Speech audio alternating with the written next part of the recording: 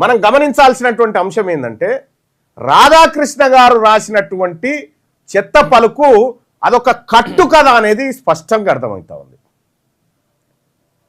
రాధాకృష్ణ గారు రేవంత్ రెడ్డి గారికి గోపిక రూపంలో దర్శనమిస్తా ఉంది. నేనున్న బావా అన్నట్టుగా రేవంత్ రెడ్డి గారు మళ్ళా వచ్చేమంటాడు, మా మంత్రుల మధ్య విభేదాలు పెట్టొద్దు, మీ మీడియా ఛానళ్ళ మధ్య ఏదైనా గొడవ ఉంటే మీరు చూసుకోరు. వాహ్, ఏమి డ్రామాలు రేవంత్ రెడ్డి గారు. మీ ఇప్పుడు సురభి నాట్య మండలి, శ్రీ వెంకటేశ్వర నాట్యం ఏం పనికిరావు నీ డ్రామాల ముంగట. అసలు ఏందయ్యా ఈ స్టేట్మెంట్ వెనకాలన్న కథ ఏంది? ఇది పక్కా ఎన్టీవీ వాటాల పంచాయతీ. అది నైని బొగ్గు గనులు అది ఆ క్లియరా కాదా అనేది చూద్దాం. ఫస్ట్ ఈయన కథ చూద్దాం, రాధాకృష్ణ గారి కథనం కథ చూద్దాం. ఎందుకు రాధాకృష్ణ గారు ఆ వార్త రాసిండు, ఎందుకు మేడారంలో ఇది పెట్టిర్రు, ఎందుకు డిప్యూటీ సీఎం బట్టి విక్రమార్క గారిని టార్గెట్ చేసిర్రు, ఈ గుంపంతా ఎందుకు టార్గెట్ చేసిందంటే ఇవాళ 9:30కు మరి కాసేపట్లో ముఖ్యమంత్రి రేవంత్ రెడ్డి గారు దావోస్ పర్యటనకు పోతా ఉన్నాడు స్విట్జర్లాండ్. 25 తారీఖు నుంచి మళ్ళీ 31 తారీఖు దాకా మళ్ళీ వేరే కంట్రీలో ఓ కోర్సు చదువుకోవడానికి పోతుంది, సర్టిఫికేట్ కోర్సు. 4 రోజులు. ఎన్ని రోజులు అవుతుంది మొత్తం? ఇవాళ ఎన్ని తారీఖే? ఇవాళ 19 నుంచి అంటే దాదాపు 11 రోజుల పర్యటనకు పోతుంది. ఈ 11 రోజుల పర్యటన వచ్చే వరకాలు ఈడేవడన పీఠ మూడ వీక్తి ఎట్లా?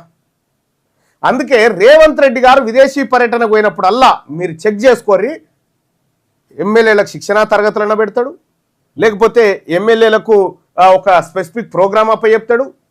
ఇటు ఆ 2 వర్కౌట్ అయిపోయినాయి. 2 సార్లు పోయినప్పుడు చేసి 3వసారి మంత్రుల మధ్యలో పంచాయతీ పెడితే మంత్రుల పైన ఆరోపణల నిందలు వేసి నిమ్మలంగా పోయి రావచ్చు అనేది ఈయన దావోస్ పర్యటన, ఈయన స్విట్జర్లాండ్ పర్యటన, దీని అంతల వెనకాల ఇది కథ. రాధాకృష్ణ రాసిన దాంట్లో ఎంటిక మందం కూడా నిజం లేదు. ఇది నేను చెప్తలేను, చాట్ జీపీటీ చెప్పింది.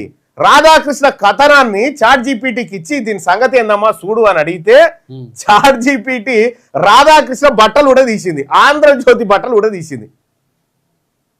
చాట్ జీపీటీ రాధాకృష్ణను 10 ప్రశ్నలు అడుగుతా ఉంది. రాధాకృష్ణ గారు సమాధానం చెప్పాలి. చాట్ జీపీటీ అడుగుతుంది రాధాకృష్ణ గారిని 10 ప్రశ్నలు అడుగుతా ఉంది.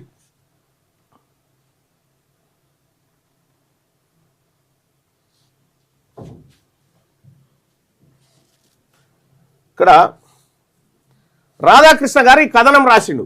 ఈ కథనాన్ని point by point fact check చేసింది చాట్ జీపీటీ. బొగ్గు కోసం నీచ కథనం, ఇది ప్లాన్ చేసిన ప్రచారం అని సూచన. ఇది ప్లానింగ్ ప్రకారం రాసిండట.